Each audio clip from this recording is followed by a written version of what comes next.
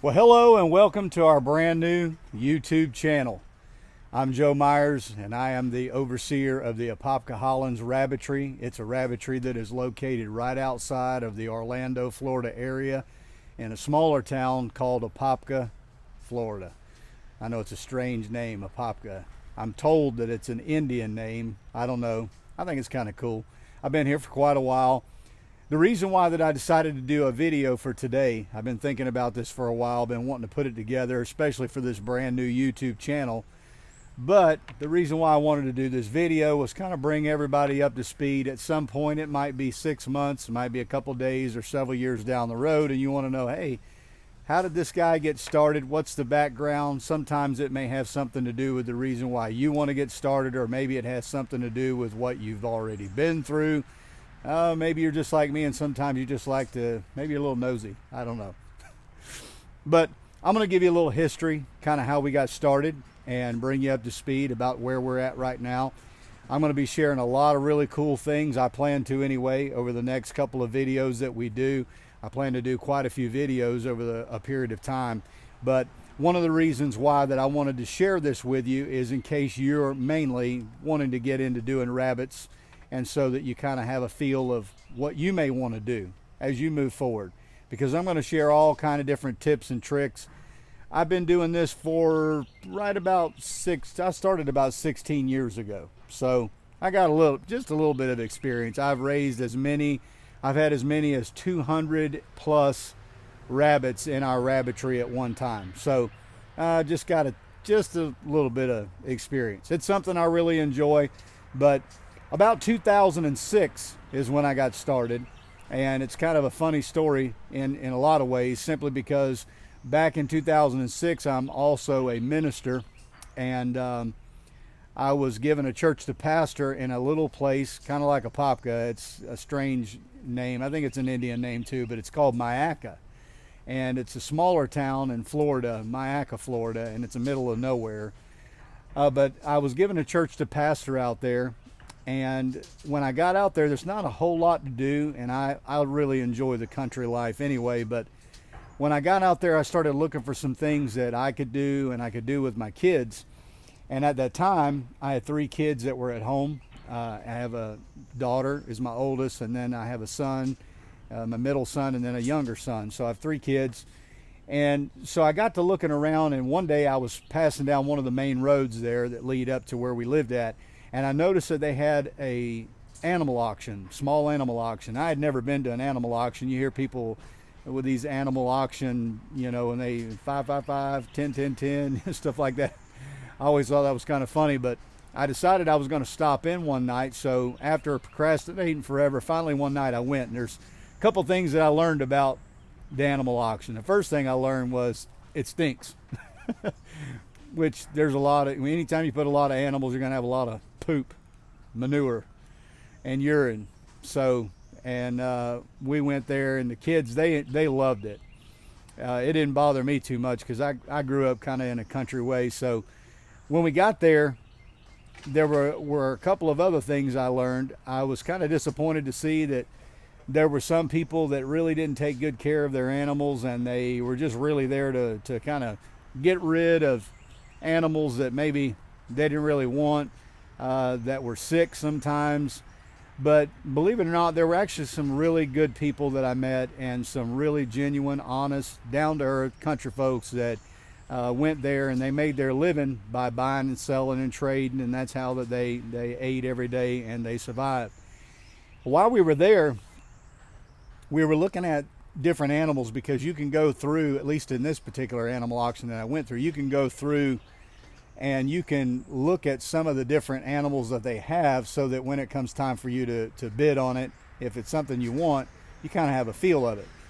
Well, while we were looking through the different animals, I noticed that there was one cage, and there was a mini Rex rabbit. And I remember it was a broken chocolate. I didn't know what broken chocolate was at the time, but it was white with some chocolate coloring pattern to it. And I just thought, man, that is such a beautiful rabbit. And my kids just went bananas over it. Oh, Daddy, can we have this? We want it. Well, the strange thing about it was was it wasn't just a mini Rex doe.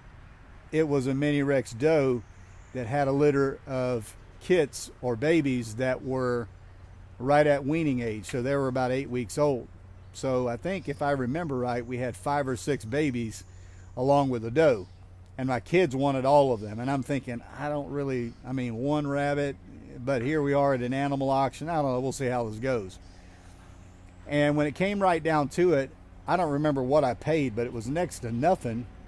And I found out later on that it was actually a more reputable breeder that was in the area, but was limited on cage space and was really needing to work on their program. And so they were trying to find someone, maybe a good home, and be able to relocate that rabbit and adopt it out in that fashion. So we ended up bidding on those rabbits and we got them. So we got home. I had no clue what in the world I was doing. I had never raised rabbits before. I've always loved animals. It's kind of been one of those things since I was a kid. I've loved animals. But the whole rabbit thing, I mean, me being a guy, I think there's some sort of an idea that rabbits, that's a female thing. But I kind of took to it. I thought it was really super cool. And I found out there were a lot of other men that were just as manly as I was that really enjoyed the rabbits. But what I did was, like with a lot of other things, I did a ton of research. I started looking into it, trying to find out everything I could find out. I wanted to find out, what kind of rabbit is this? Is it a mixed breed? And fortunately for me in that situation, it wasn't a mixed breed. Not that that would have been a huge deal breaker, but it was a purebred mini Rex. And I mean, I fell in love with the fur. My favorite rabbit to this day in terms of breed is a Holland Lop. But I'd have to say that a close second would probably be the mini Rex.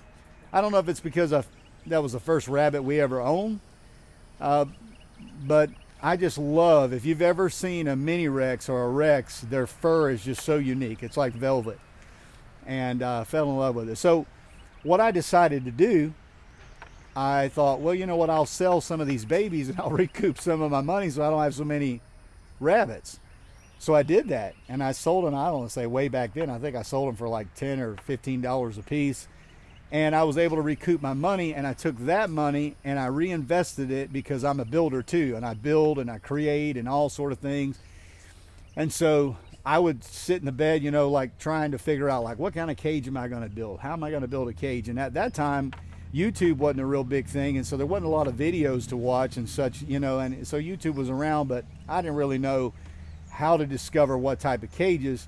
And I had never seen a sloped roof cage design, and so I actually was thinking that I came up with this, but believe it or not, so many people have come out with things in creative ways, especially homesteaders are some of the coolest people in the world, but they've come out with creative ways to have rabbitries. And so I decided that with my first cage build, I was going to build this really cool roof over cage where that you'd have a stack of cages and then a lower roof so that the pellets could run off of that. And I even got some PVC, which that idea didn't pan out. Sometimes you do things and it don't work out. I put some PVC. I had this idea I was going to catch the manure and I was going to sell it and I was going to make money off of that. And so but my manure system didn't work as well as I planned on it. It worked okay, but it wasn't ideal.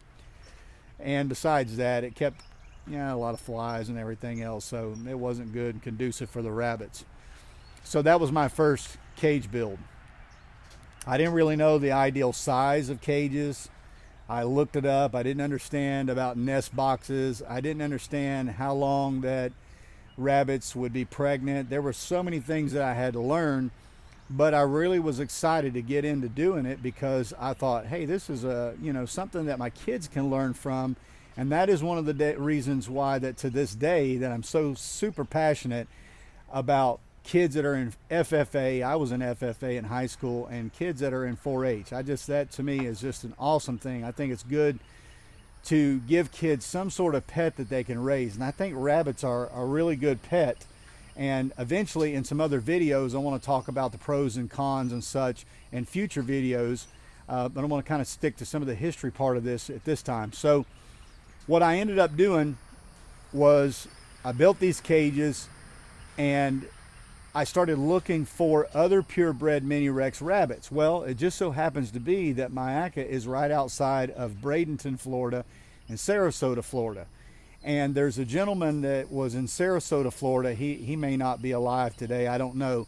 But I wish I could remember his name, but I do remember he also restored violins and such as that on the side. Just a super, super nice guy. And I don't remember how many rabbits he had. I want to say there was 500 in his rabbitry, which is a massive size rabbitry in my humble opinion. And everybody kept telling me, if you want a mini Rex, this is the guy to go to. This guy knows any and everything about mini Rexes that you could ever want to know. And I wanted to get really good breeding stock, and so that if I was going to introduce new rabbits into society, I wanted to make sure that I was going about it, and that I was going about it in the best way. At the same time, I also was interested in just rabbits in general, and so I started looking through certain ads. I think Craigslist was more of a thing back then, and I started looking through different ads, and I found people that were giving away rabbits for free. If you don't know this, I'll give you a little hint here. A lot of people, unfortunately, they get rabbits, and then whenever they realize all the stuff that they should have watched videos like the ones I plan to do, and so they know more about rabbits, and they get a rabbit and they use this excuse. And I'm not saying everybody does this, but as a breeder, most breeders that may be watching this, you already know, they use this excuse and they say, oh, it's my allergies. And a lot of times that's not true. There are people that do have allergies, but a lot of times people just use that as an excuse to get rid of a rabbit. And I'll never forget that one of the rabbitries not a rabbitry, but one of the people that we went to that wanted to give away all of these rabbits was a guy that raised rabbits for feeders, for snakes. And he also raised feeder rats. And I remember going to this home, and it was one of the most disgusting homes I have ever been to in all of my life. There were kids there, and I felt bad because I thought to myself, not only do animals, they don't belong in this sort of environment, because it was just so filthy and the smell was unbelievable, but it was also sad to know that kids were living in that same environment with all those different reptiles and it was just horrible. You'd have had to seen it to understand and appreciate how bad it was. I was glad to get out of there, and I remember taking huge Rubbermaid type tubs with, I don't even remember how many rabbits. I think there was somewhere between 50 and 60 rabbits out of there. And the guy was giving them away, and the majority of them were sick. And that was a learning experience for me, because it gave me the opportunity. I had to build lots of cages. I found out about mixing different rabbits, as far as, two females in a cage, bucks in the same cage. Which is really something you don't want to do, because they'll kill each other. But I learned a lot of stuff from that, and I also learned how to take care of rabbits that were sick. And these rabbits, they were covered in rabbit feces and urine, and just really disgusting. My kids really got a chance to go hand on with me and caring with them, and that was super, super cool. So we stayed there in Myakka for almost 2 years, and I pastored the church there. And then we moved back to Apopka, which is our hometown. And so this was somewhere around 2008. When I got back to Apopka, I relaunched the rabbitry, if you want to say that, because I brought all my rabbits and stuff, and I thought, this will be more ideal, and it'll also open up more opportunity because of the area that I was in, being close to Orlando. So then we went full on, even more scale than we had done before, and that was when we got up to somewhere close to 200 plus rabbits in our rabbitry. And at that time, I was breeding lion heads, mini Rex, Holland Lops, and Netherland dwarfs. And now looking back, it was a learning experience and super cool, because I got a chance to work with different breeds, and because everybody likes different things. There were times that I would have somebody show up and I would think for sure that they were going to take that cute little Holland Lop and they would leave with a solid black mini Rex. And that wouldn't have been my preference, but that was what they liked. And so that's what's super cool. I love diversity in life anyway, and I thought that was just unique. But looking back, even though it was a learning experience, I kind of wish that in some ways that I would have just worked with one breed. It makes your rabbitry so much simpler whenever you do that. Cage space, I mean, there's just so many things that go into it. So I learned a lot about the different temperaments of breeds. And I will tell you this, I've had Netherland dwarfs, which tend to me, in my personal opinion, and from what I've found by talking with many other breeders, I found that with Netherland dwarfs, they tend to be a little bit more temperamental. Now, I'm not real sure if that has something to do with their size. Maybe they're more intimidated. I'm not real sure. But I've had more Netherland dwarfs bite me than any rabbit I've ever owned. And all the time I've been breeding rabbits, I don't recall ever having a Holland Lop bite me. Not that that can't happen. And that was what I was getting at. But I've had Netherland dwarfs that were just the absolute sweetest rabbits that you've ever seen. And then I've had Holland Lops that were grumpy, and you try to grab them, take them out of the cage or handle them, and they grunt, and they weren't real happy about it. I found that does, female rabbits, tend to be a little bit more grumpy than the male rabbits, but they have their pros and cons, and I plan on talking about a lot of those type of things for those of you that may be interested in buying a rabbit in future videos. And so fast forward, we were able to get a lot of incredible breeding stock, at least in my opinion. Now, one aspect of the rabbitry, for me, I have the utmost respect for people that do the show breed thing and show rabbits. And the majority, if not most all, of the rabbits that I get in my stock, they come from show breeders. And that way I know that I'm getting some of the best stock. Sometimes I might get a rabbit from a show breeder that's what I call high quality pet quality, but it's not what you would say in the breed standards that it hits every mark on the list. And the reason is number one, I don't have the time to travel around and do shows, and I have the utmost respect for the people that do. They put incredible amounts of time into it and energy and such as that.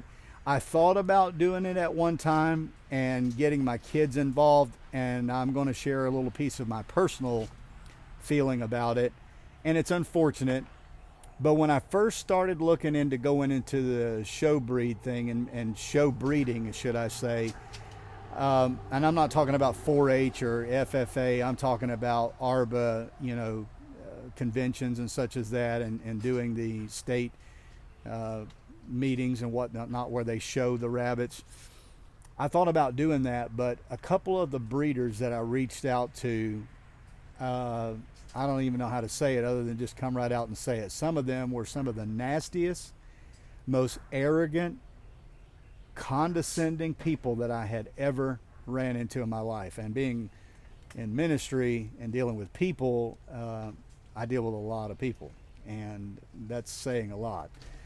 I'm not saying that all were like that. I have met some super sweet, super cool people that do shows, but unfortunately for some of the people that I met that were show breeders and that did shows, some of them were very, I don't know if it's the competitive side of things, but if you asked them a question about something, they didn't. It was almost like you were wanting to get the recipe for Colonel Sanders' special herbs and spices to his fried chicken. But nevertheless, that kind of put a bitter taste in my mouth, and I'm thinking, you know what, I'm not really interested in getting involved in all of that kind of drama. I got enough drama in my life as it is, so I'll just stick to what I really enjoy. Because to be honest, at day's end, I really enjoy rabbits, and I really enjoy breeding rabbits, and I really enjoy the breed of rabbits that I'm working with. And that, to me, that is enough to make me happy. I don't have to travel around proving anything about my rabbits, and there's no feeling quite like, as a breeder, having a mom and a dad and a child, couple brothers and sisters or a grandparent bring their kid to our rabbitry or meet someone and see the look on the kid's face when they take a rabbit home. Those of you that are breeders, you know what I mean. That to me is just one of the sweetest things in the world, is to see the look on a kid's face and to know that, you know, you could be a blessing to someone in that regard, and all the time that you took to care for and tend to the rabbits to get it to that point.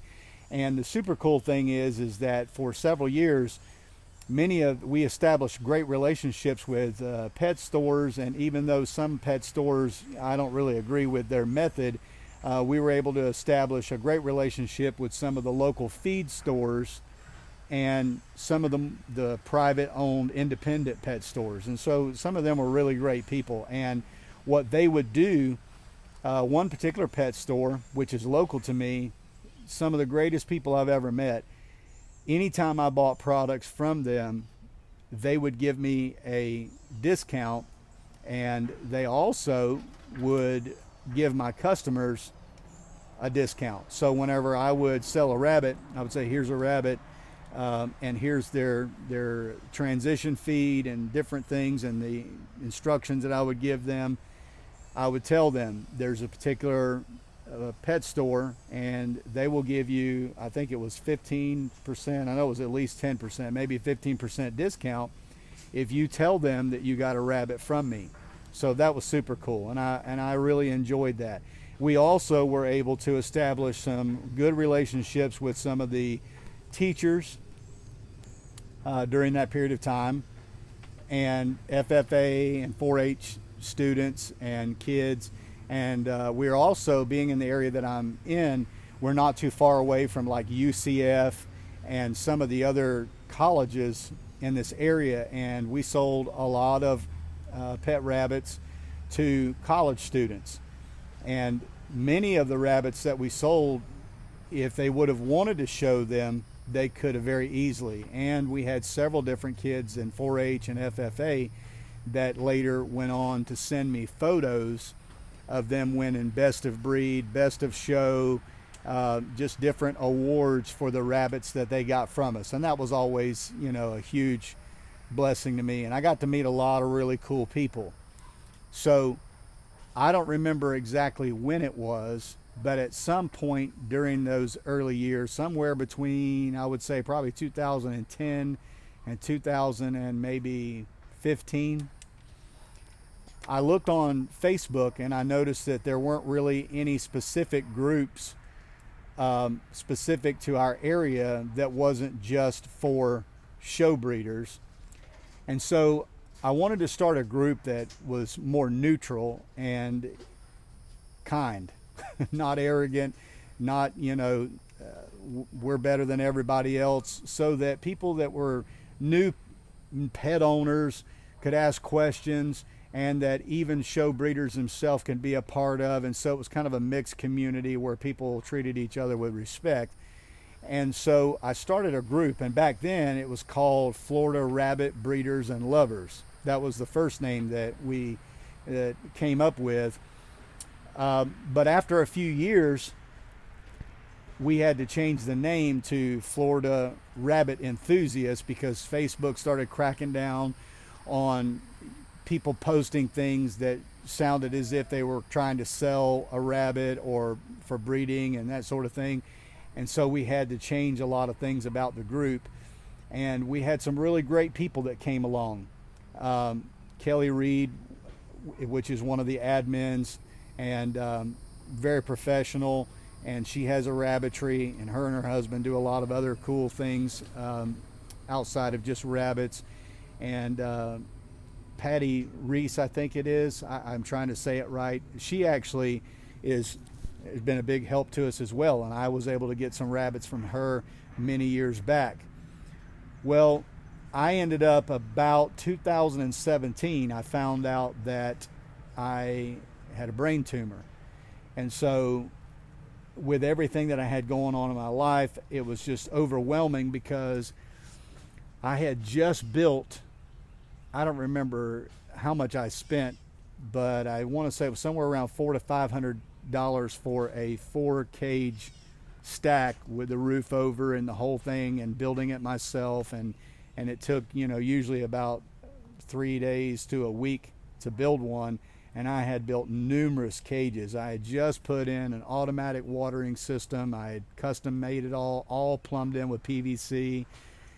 And I made a really difficult decision about 2017 to sell out everything that I had. I had a guy and his wife that came along, and they said that they would buy it out. And I had well over $10,000 worth of really high quality rabbits and breeding stock. I had several litters that were born that could easily be sold for decent amount of money at the time. I had brand new cages. The watering system was designed so that if you ever had to take the cages apart, you could put couplers in and put it back together. So I sold it all for right about $2,000. And I can still remember the day that they showed up with this giant 27-foot U-Haul and loaded it all up and left. And so for several years, it's been a very difficult thing for me because I really enjoyed it so much, but it was taking up so much time, and I didn't want it to be a hindrance for the many other things as far as being able to focus on the more important things, my physical health. And my physical health is still not ideal, but recently I made a decision that I was going to start having a couple more rabbits. One thing led to another, and here we are. And this time I decided I'm going to keep a moderate amount of rabbits, and I'm going to stick with just one breed. And all of the different things that I learned through the many years of breeding rabbits, I decided I'm going to do my best to perfect, whether it be cage building, whether it be things that I thought, well, with the last design I wanted to do this and I'm going to change it. So in a lot of ways, it's allowed me to focus more on perfecting a lot of things. And I'm going to, I plan on sharing several of those different things with some of you. So if you think that you could learn anything through a period of time, I invite you to like and subscribe to our channel so that you can get future notifications, because I'm not going to do as long of videos. This is my very first video, so if it's not the best, forgive me for that. But I did want to make sure that you kind of got a gist of where we came from, how we got started. My mission is I like to raise and breed rabbits and be a service in a lot of ways to our community. I always work hard to encourage people to do their research. I'm not like some breeders who will just sell a rabbit to anybody. If I get a bad vibe that somebody's not going to take care of a rabbit and it's going to end up in the Humane Society, I'd rather not even go that route. I don't overbreed my rabbits. I try to be more selective on what I breed, and rabbits that I believe that are more likely to be kept. And I'm going to talk in future videos about the reasons why a lot of people get rid of rabbits, so that if you're thinking about getting one, that you'll have some insight. So if you want to know more about, do I want to get a rabbit, how to take care of a rabbit, if you're thinking about starting a rabbitry, you want to learn some cage tips, tricks, hacks, different things like that, check us out. I'm going to talk about different nest boxes. I am a craftsman and very creative.